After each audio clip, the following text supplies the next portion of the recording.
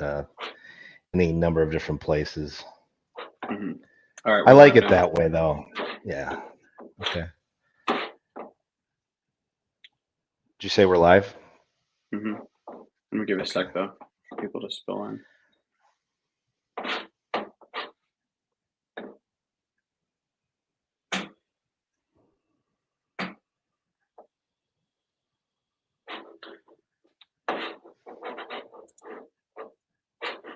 Thank you, everyone, for joining us for How Can ChatGPT Change Your Presale Strategy with Neal Niemiec. I'm Alex, an AE at Consensus, and I'll be your moderator for today's session. DEMOFEST is presented by Consensus. Consensus is intelligent demo automation software that helps scale pre-sales with interactive video demos. You can learn more at goconsensus.com or view the automated micro demo at the link in the Docs tab on the right of your screen. Consensus is proud to provide this event for free to all attendees. However, we would like to invite each of you to donate to our company's humanitarian organizations if you would like to. You can learn more about this and donate by visiting the DEMOFEST Gives Back booth in our virtual expo hall in the Booths tab or at the link in the Docs tab on the right of your screen. We invite you to join us in our DEMOFEST community on Discord. This is where you can connect with speakers, get exclusive access to content and events, and where the conversation will continue long after DEMOFEST has ended. We encourage all attendees to join us and many others. You can join the community at the link on the Docs tab. Please participate in today's session. On the right side of your console, you can see a few ways to do so.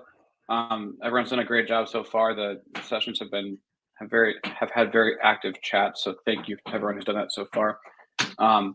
If you see on the right side, you'll see a chat section, and under that, a session section that will allow you to engage with other attendees here. You also will see 2 polls from Neal. So please, we'll shout it out when those come up, but please participate when that happens.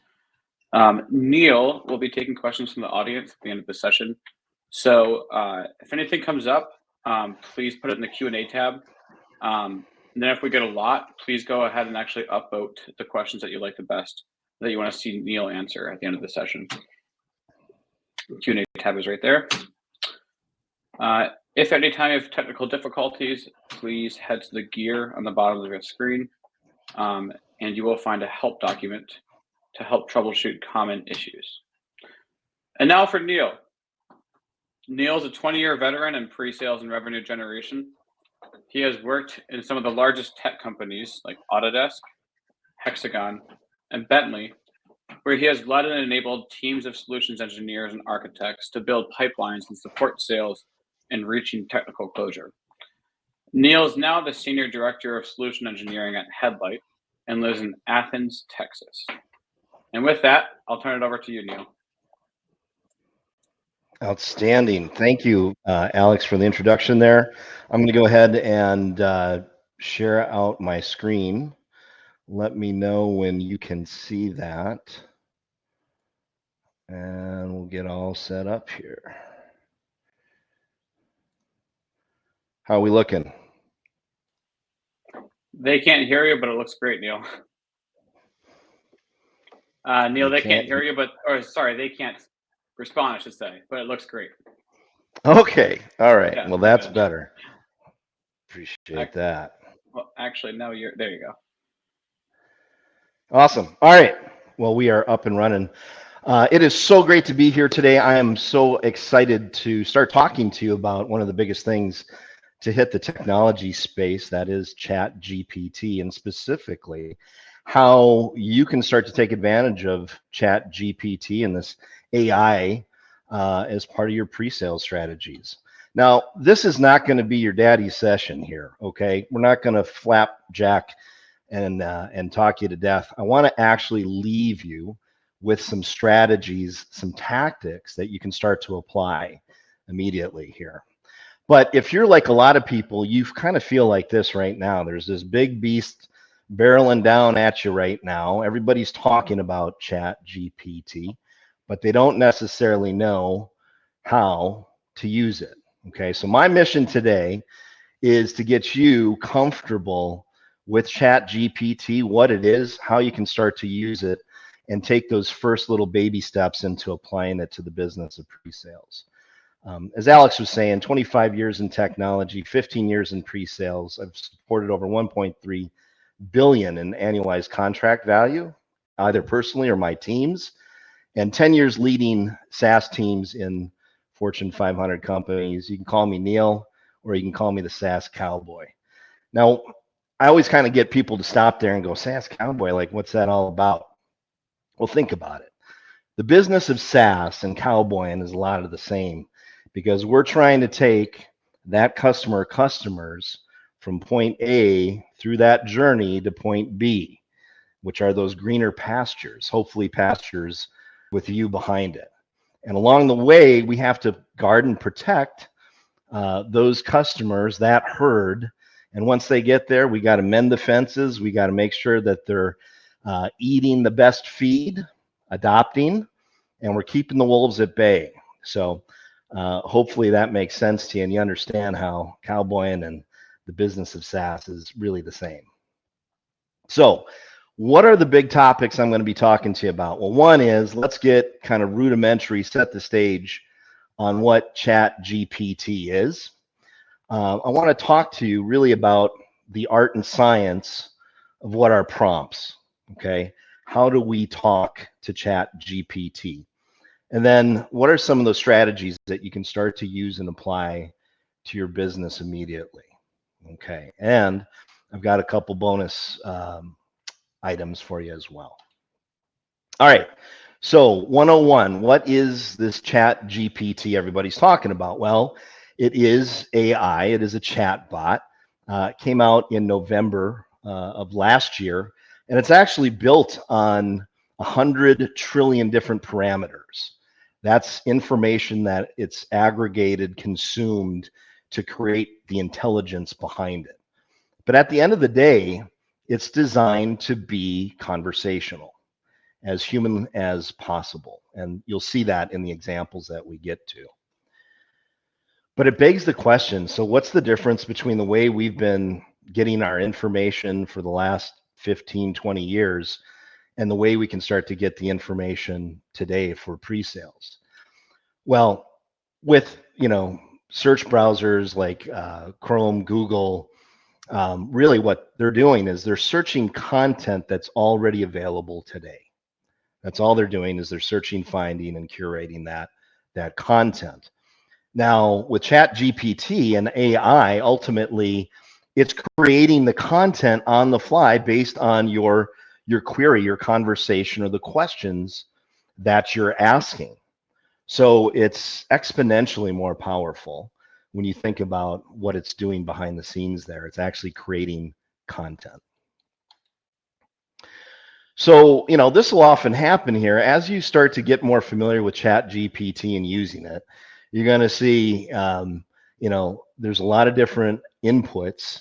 And as a result, the output, the information that you're getting can be very, very different. In fact, this is when we need to talk about prompts. What are the different ways that we can ask questions to ChatGPT? Well, there's all of these different types of questions, whether they're open-ended, binary, yes, no, predictive, explanatory, even instructional. Hey, ChatGPT, walk me through how I can make chocolate chip cookies step by step, and it will do that exactly. I want to stop here. I want to open up one of our polls. And so I'm going to open up the first one here, which is, how many of you are using ChatGPT today? And I know we're having a little fun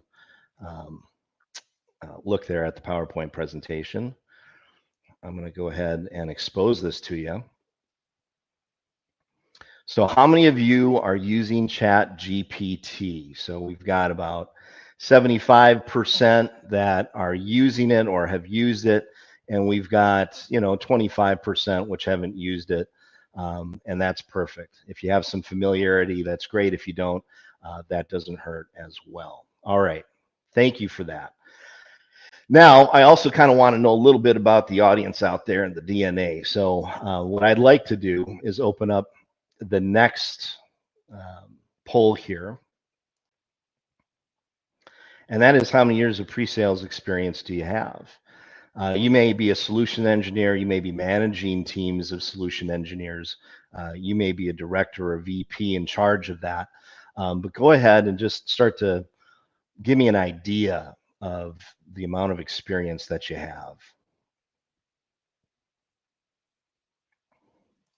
All right. So this is really interesting. So I see there's a lot of people kind of 1 to 3 years in the business of pre-sales. We've got a little swath, 5 to 10 years, about 25%. And then we've got a good kind of 30% of people that have been doing it for 10 or plus years. So good company. We got some greenhorns and we've got some long in the toothers, I'll say, and I'm one of them, so don't worry about it. All right, thank you for that. I'm going to close that poll, stop sharing. And I'm going to get back into the presentation here.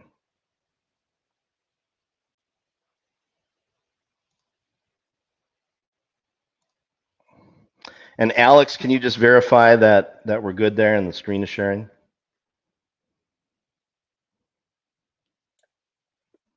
Yes, sir. Those are great. Perfect. Thank you. All right. So moving on here.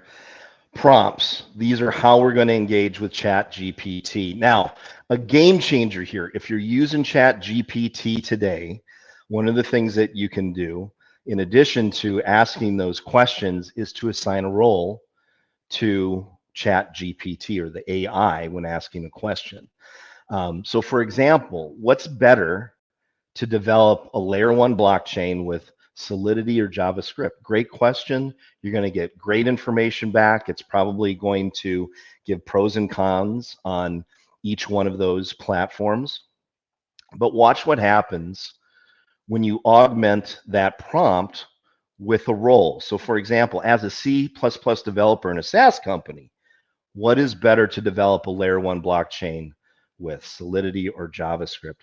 When I asked this question, the context that came back was even better. So considering your background as a C++ developer, it's important to note that Solidity is more closely related to C++ in terms of syntax and structure. So Solidity might be a natural choice. It will blow your mind how much context you can give and you will get back based on how you formulate your prompts and assigning that role. This is a game changer. Write it down, make a note. This will up level your ChatGPT work. All right, let's jump into it. I actually want to show you what this looks like for the 25-30% that have not played around with ChatGPT, or those that have. I just want to kind of give you an example of what it looks like.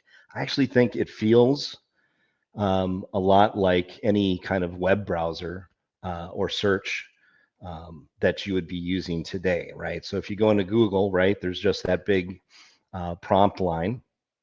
I'm going to say in ChatGPT, as a doctor, tell me what will happen if I eat fast food every day.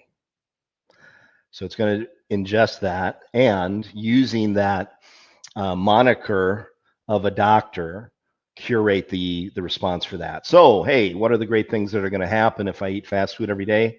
Weight gain and obesity, increased risk of chronic diseases, nutritional deficiencies, digestive problems, increased risk of foodborne illnesses, negative impacts on mental health. And then it even goes on to kind of summarize that information. So this is the kind of deep contextual information that you'll get when you ask a question to ChatGPT. Okay, but that's not why we're here, Neal. We want to actually know how we can start to apply this to the business of pre-sales. Strategy number 1.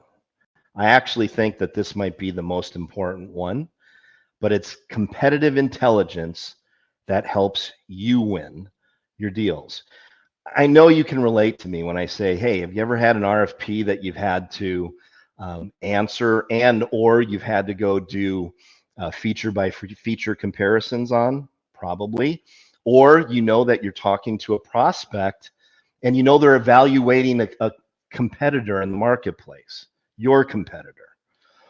Well, what's really interesting about this is when you start to use ChatGPT, you'll find that so much of this information becomes transparent to you. Quick story, when I was working at Hexagon, I actually subscribed to a service. It was $500 a month, and it was all on industry statistics and competitive intelligence. $500 a month.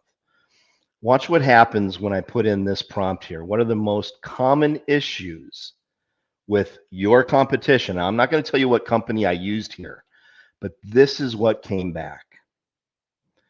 Privacy invasion, targeting journalists and activists, exploiting software vulnerabilities, lack of transparency and accountability, potential for misuse. I mean, this is pay dirt for me. If I had to go in and sell against this company, this would give me all the fodder I would need to put FUD into my prospect's mind. FUD being fear, uncertainty, and doubt, right? So this is an actual output of ChatGPT on this company that I cited in here. I want you to kind of think on that one. This is huge from competitive selling in pre-sales. But there's more. What are some more competitive prompts that we could use to ascertain information about our competition? Hey, as an HR representative, why do employees leave that company? As a sales rep for that competitive company, what are your top 5 value propositions for these types of accounts? Now I know how my competition is going to market. I know how they're trying to sell value. That's huge value to me. As a certain kind of user, what are your least favorite features of maybe this competitive product? What are the most reported bugs or defects for that competitive product? And also, hey, as a CTO, ChatGPT, why do companies stop using this company, this competitor of mine, or this competing product?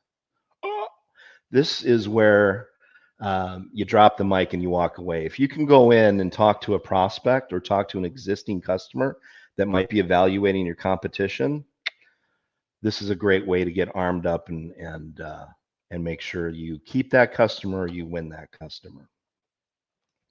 All right, strategy number 2 for pre-sales.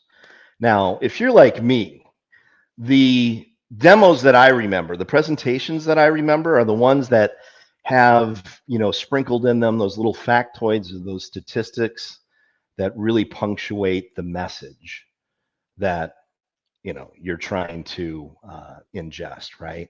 Or they're the stories that are woven into those presentations, right? So those statistics, those stories are priceless when trying to connect with your customers. And ChatGPT has a wealth of this. In fact, one of the things that I did here was I used this prompt. What are the top 5 compelling metrics for fill in the blank? Okay. In this case, I used blockchain as an example. And ChatGPT serves up the most relevant, the top, the most impactful of those statistics. Now, as a solution engineer, when I'm talking to my customers, I cannot just, extol the virtues of, say, our product, which is using blockchain in the background, but I can actually increase the impact of that when I sprinkle in some of these statistics and factoids. The other part of this too, which I was very delighted to see, is just the ability to retrieve customer stories out of the information that's out there. So here was a prompt that I used. Relay a true and verifiable customer success story between this company and this industry company or customer. Now, one thing that did happen here is ChatGPT didn't tell me the name of the customer in this example because of privacy rights, but it gave me the backstory, right? Here was the challenge. that this customer faced. This was the solution that this company provided them. This is the outcome that they were able to achieve. And what can you do with this? If I use this to look at the day in the life of a prospect, maybe one of my customers or our competition that's in the marketplace, I better understand not only my customer, but also how they operate and what's important to them. And these stories can then be brought in and even woven into the way that you present and demo. Make sense? All right, strategy number 3. I wanted to share this one too, and I think this is one way that we're seeing a lot of ChatGPT being leveraged today, and that is just how are you using it to promote your personal brand, not just your company, but who you are, right? So social posts that attract you or your audience to you, I should say, within the marketplace as a whole. Well, so using ChatGPT and putting this prompt in there, say, as a product manager, write a short LinkedIn post about robotics and construction with a call to action to attend the top 3 events in 2023. Now, there's a lot of value behind this. One thing that, if you take a look at this, is, hey, we're talking about certain events and there's value within this post. It's not just the regular, hey, look at me kind of post that we see on social media all the time. There's value in here. And this is what's going to get people to connect with you. This is what's going to get people to take your call or your LinkedIn message when you post as well. And this was done in just a matter of seconds. Great way to promote yourself, promote your personal brand, and ultimately promote your services. All right, strategy number 4, highly customized prospecting and customer engagement. If we're in sales, and we're all in sales, we know that people buy from people. They buy on relationships most of the time. And I wanted to show you kind of how ChatGPT and LinkedIn can be leveraged together to really create high impact engagements. All right, so we're going to use LinkedIn and we're going to use ChatGPT in this example. And what we're going to do in LinkedIn is we're going to go over there and we're going to find a profile of somebody. It might be a prospect, maybe it's a customer you're already engaging with. We're going to grab their profile and we're going to copy or scrape that profile. And then using the magic of copy and paste technology, we're going to bring that into ChatGPT to really start to give us some insights into that person. All right, so I'm over in LinkedIn right now. This is the profile of Joe Travis, who's a great friend and mentor of mine. He's got a really nice profile here, and really easily what we're going to do is just highlight all of that information, either in his about section, his work experience, or you could even grab the posts that individual has been posting on LinkedIn and copy that as well. Okay. And now we're going to go over into ChatGPT and we're going to put in this prompt. So, as a detective, what are the top 5 things that are important to an individual with a LinkedIn profile like this? And we're going to paste in that profile information. It's almost spooky. Well, it is spooky, but it has a ton of value as we try and make these relationships more impactful and understand our customers better. And really, I look at it that way. When we apply this type of methodology, we're really putting the customer first. So here are those things. Industry knowledge and expertise is important to Joe. Sales and business development is important to Joe because of these different parts of his background. Leadership and team building, because of this that we found in his profile. Subject matter expertise and collaboration, and international experience and global perspective. These were the big themes in his profile that now we can start to use either to create conversation, connection, or even to find alignment with our products and services. All right. So in this next prompt, we're going to say what kind of technology would an individual with this profile be interested in? And again, same information, we're pasting it in here. And now we're going to actually be able to ascertain maybe where there's value. I mean, if I'm a technologist, I want to kind of know, based on his profile, his experience, where are some places that I could offer, maybe my product and my services. So one, geospatial technology, infrastructure management software, sales and marketing technology that aligns to his experience here, collaboration and communication tools, artificial intelligence and machine learning. I think it's a little biased there. It might be just putting that in there, and emerging technologies. Okay, so that's great insight that I can start to use really quickly. And lastly, with LinkedIn, what are some great LinkedIn messages for outreach with somebody with Joe's profile? Again, just writing in the prompt and I'm pasting his profile in there. And so now what I've got is kind of a form letter. I could either use that in email or I could use that with LinkedIn messaging to reach out to him, to connect either, prior before a meeting or prior to a demo or as a follow-up to a demo. A great way to start to leverage this because it's personalized. This is personalized to Joe based on his LinkedIn information as a follow-up there. All right. Again, we're using LinkedIn and ChatGPT and leveraging the strengths of both of those. Finding information about your prospects, your customers, that's most relevant, and bringing it in and asking ChatGPT to make some informed context about the profile that we can then use. All right. Strategy number 5.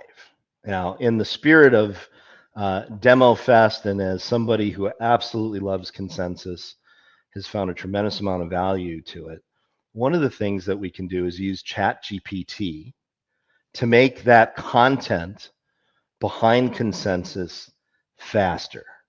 And I might even argue better. Okay. So what we're going to do in this next example is we're going to use ChatGPT first. We're going to actually ask ChatGPT as a product marketer to write a script, outline a script that we can then use. And we're going to bring that script into Fiverr, which is a gig marketplace. It's a marketplace where there's a lot of people that you can hire for very specific types of work and tasks.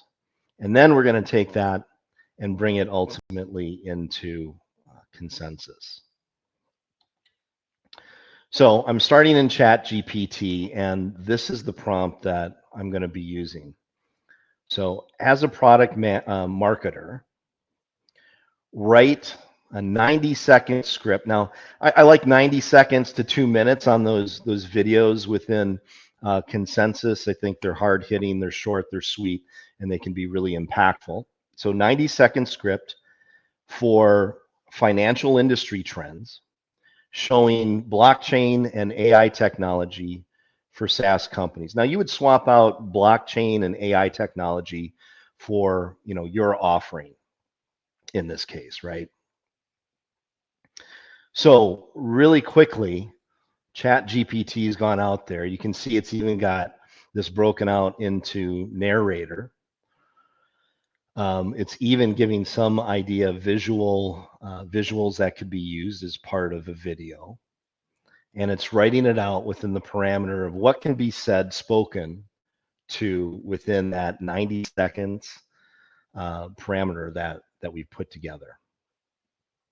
Now, am I saying that this is perfect? I'm not saying that this is perfect. In fact, I would say you'd want to go through this, but this gets you 80% of the way to what you can start to use as part of that video creation content, right?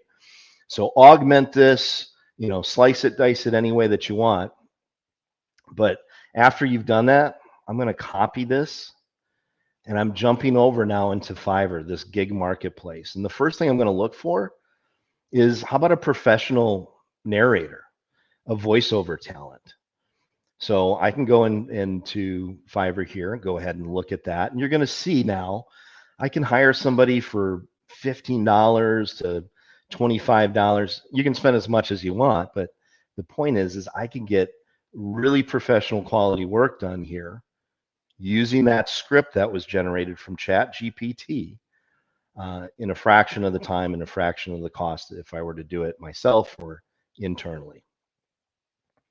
The next thing I can do is now I can type in a video creation or video designer. And now I can hire somebody for $20, $35, $50 here to take that script, take that voiceover file, and start to create that video that I can now start to use. You know, this is all about keep it simple and keep it fast. And ultimately, that's what ChatGPT is going to allow us to do. It doesn't replace us, but it does allow us to do more and do it faster. All right. So let's say I have that content now. I've got my video file with the professional voiceover narration. I'm in Consensus. I'm going to go down and start to create a demo here. And I'm just going to use the single video experience here just to kind of show you where this is at. But now I can just upload that video file in here. And now I've got my single experience automated demo in Consensus ready to go. Okay. I love that because, you know, anytime you can go to market faster, it gives you a lot of power. And the other thing is this also gives you the opportunity to generate more content, test that content and see what's resonating. And it's all about, you know, more efficiency closes more business. So again, we started within ChatGPT. We used that prompt. We assigned the profile as a product marketer. We wrote what it was that we wanted for that video script. We then went over into the Fiverr marketplace. We hired some artists, some talent there to put it together. And now we've got something that we can bring into Consensus very, very quickly.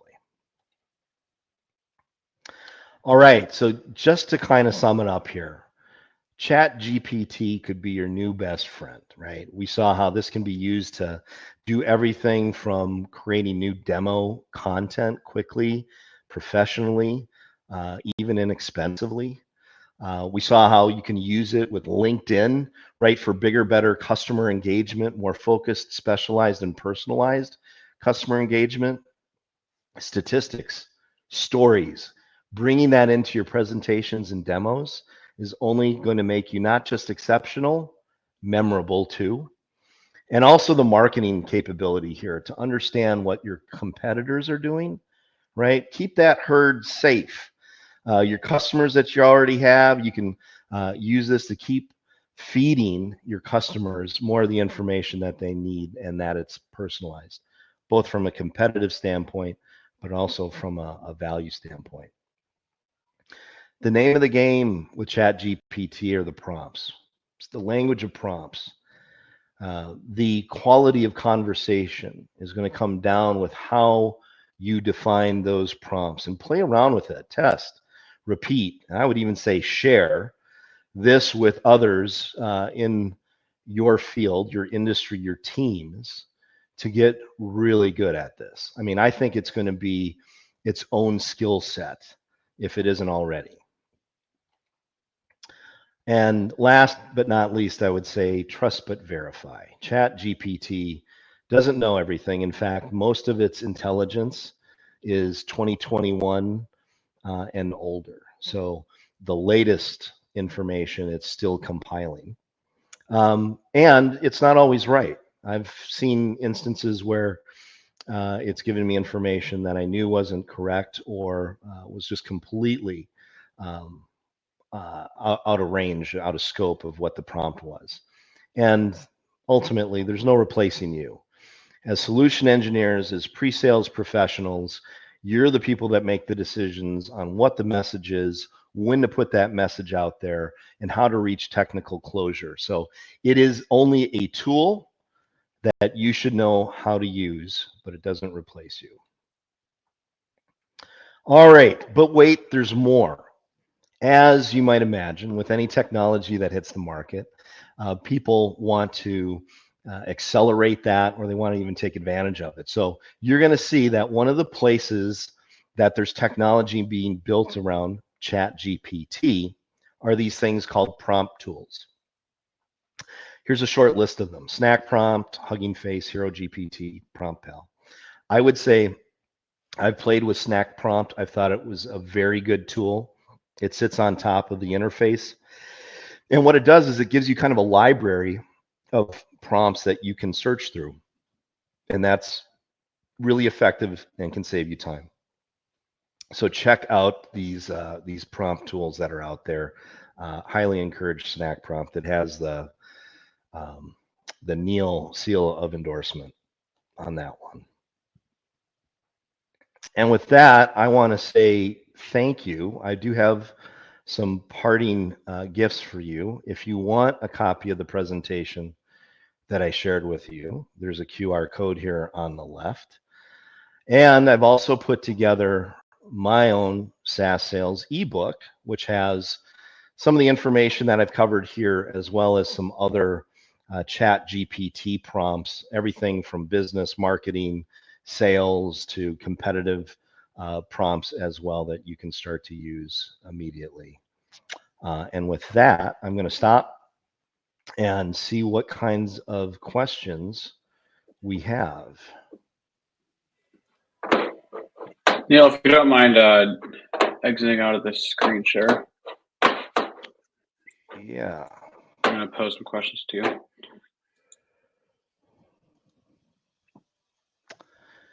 I have an error sharing screen. That's all right. You should be able to hit stop sharing down there. Let's see. There you go. There we go. Okay. Well, thank you very much, Neal. The chat's been going haywire. As predicted, this is a pretty hot topic for most. Lots of questions, so I'm going to ask them in the order of votes. So if you guys want to continue to ask questions while I'm asking this, we do have a good chunk of time here. So this is from David. What are you doing to ensure and validate assumptions on accuracy given the non-paid version does not have internet access and the data is limited to Q4 2021-ish? Yeah. So I would ask multiple questions in that case, right? So don't just take the first answer that comes back. I might tweak the prompt a little bit and just see if I get similar information read back to me. Or in some cases, what I like to do with longer prompts, I might take part of the response and fashion a new prompt out of that and see if that cycles back to ensure that the information coming back is high grade information. And I would also, if you're really outside of the realm of what you know, do not trust it implicitly. In fact, I would say one of the things that I've found is, I'm already kind of working in and around the industries, the technologies that I know. So I am the best litmus test for those questions. Good question. So don't trust it blindly, you're saying. Yeah, I mean, trust but verify. Trust but verify always. So there are two questions. Let me just kind of add on to that too, because think about the scope of the information and how you're going to use it. If I'm going to go ahead and take something from ChatGPT and put it into a brochure or put it on my website or something that's going to be exposed to a lot of people, you want to verify it that much more, right? Mm-hmm. Let's see. There are two questions about hallucination. That must be some sort of technical word for what ChatGPT does, but one of them, which I think encapsulates both of them, is when researching, I try to have ChatGPT cite its sources, but every now and then it, quote, hallucinates and gives wrong info. For example, said a company won an award, they didn't. So the question is, how have you mitigated this? Great question here. I mean, in terms of if you have knowledge that it did hallucinate, then I think you can't use the information in that moment, right? So, I mean, that's just the unfortunate part of it. In fact, if that's the case, then the information that you're looking for probably better to be looking for on content that already exists, and that's when you go back to a Google search engine. Okay. Hannah asks, she's curious how this could be reworked for companies in smaller niches that may not have a ton of published information. What was the last part there? A ton of what? Companies that don't have a ton of published information. Not sure I understand the question completely here, but okay, so if you're in a smaller organization like I am, I'm at a startup scale up right now. How do we leverage this? Because we don't have the amount of resources. We found it to be a lifesaver in terms of marketing, right? Whether it's creating scripts, whether it's helping us to create content that we can then first use, but obviously build upon, right? We're not just taking things from ChatGPT and copy pasting it per se, but we're using it as the starting block. So I think it's a great strategy for fast starts in terms of creating content. But of course, you want to verify that what you're getting is accurate. I think she actually meant, now that I'm reading this again, for like maybe if someone were looking into your company. So if there's not a lot of published information on a smaller company, how could you use ChatGPT? Okay, so if there isn't a lot of specific information on a company per se, what you could use ChatGPT to do is either research the technology that they're involved in, or the industry space that they're serving, and or the customers that they're approaching, right? So that's a really effective way to get if this is in relation to like the competitive intel or understanding the customer or a company better. That's the best way to do it. Next question. How do companies, large and medium, leverage the value of this without violating IP or contracts or customer data? There's a couple of questions about this kind of thing. I've noticed that ChatGPT has been really good about anonymity in terms of customer and privacy. I think that's a big place where they've spent time developing this. So I haven't necessarily seen that. But I think it goes without saying that anytime that maybe there is anything that would be privacy related, customer names, that should be omitted. Okay. And I think anybody worth their salt in a marketing position that would most likely be doing this is going to be highly aware of that. Yeah. Awesome. Thank you. Josh asks, what are your thoughts on Bard or Bing's integration with ChatGPT? You know what? Not familiar with it. I can't give you a good answer on that. Hold on, I got ChatGPT right here. No, I'm just kidding. I'm sorry, I can't give you a good answer on that one. No worries. Got plenty more. Let's see. So you already touched on this. How likely, it's clear that generative AI and LLMs will replace some jobs. How likely do you think AI may replace SE roles? You know, when it comes to SEs, I think a large part of our job is timing. Mm-hmm. It's timing in the customer journey. And I don't, in short, think that it's going to be able to replace us because there's a lot of times when we have to come in and react to a lot of different variables within a customer engagement that I don't think this replaces. I think this helps us to move faster. Case in point, I know this hasn't happened to anybody. That's my sarcasm, but you get an RFP on your desk and you know that you've got to respond to that within a week, right? I don't know I might know one or two of the competitors in that RFP. This will give me a lot of information that I could use to, start to position a response for that RFP. So, I mean, that's where I see this being instrumental, is helping us to do more of what we do better and faster. But no, I don't think it replaces us at all. Awesome. Christina Can asks, let me add this. I will say this though.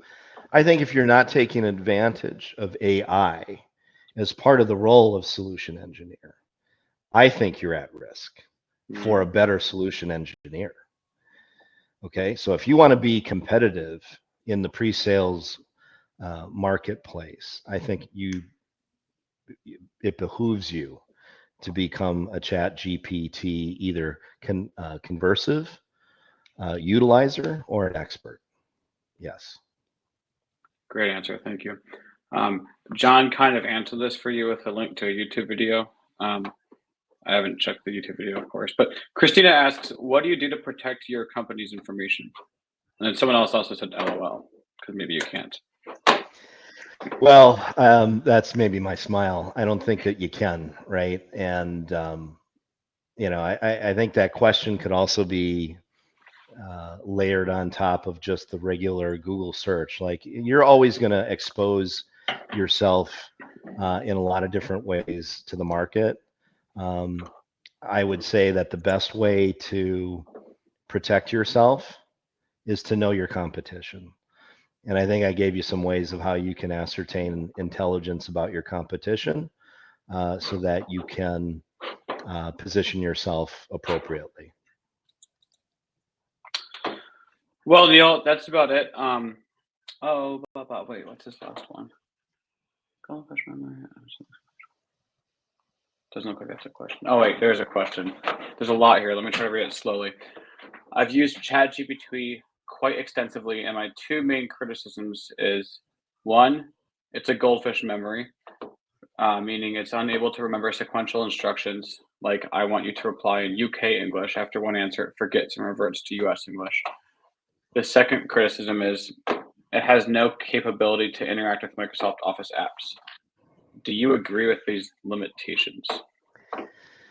I do. I think the first one, absolutely. But I would also mention that in terms of the memory, we can expect that that's only going to get better. I think that it's also going to, as you're saying, become more sequential in terms of its abilities. So that will be fixed.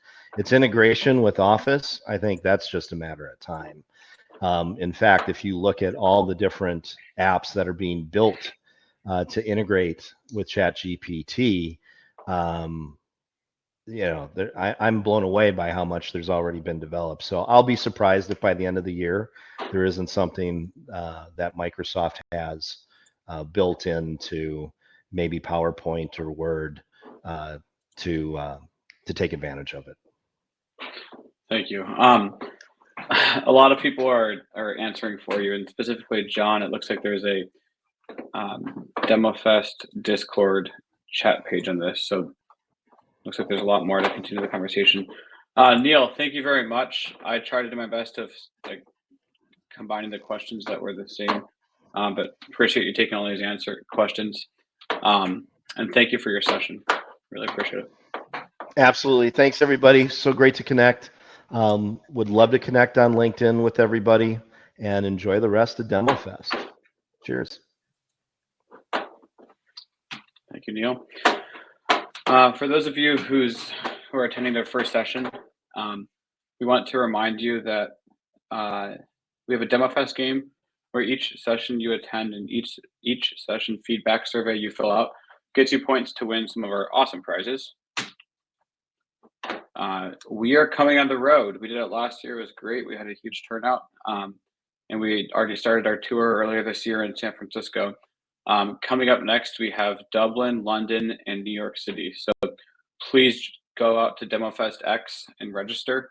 Last year, we did actually, we were so full at one of them to the point where we had to, I think we broke fire code. So definitely try to register if you can, if you think you can make one of those dates. We also encourage you to stop by our expo hall to visit our premier partners of DEMOFEST. Remember, there's no transfer of money involved, so all of our partners have gone above and beyond to contribute to making this a success for you. Thank you. Thank you for joining. Thank you to Neal. Up in the screen of the upcoming sessions, you will automatically be pushed to the next session in your track, and you can switch tracks for sessions by toggling to the agenda tab at the top left of your screen. We'll see you all soon. Thank you very much.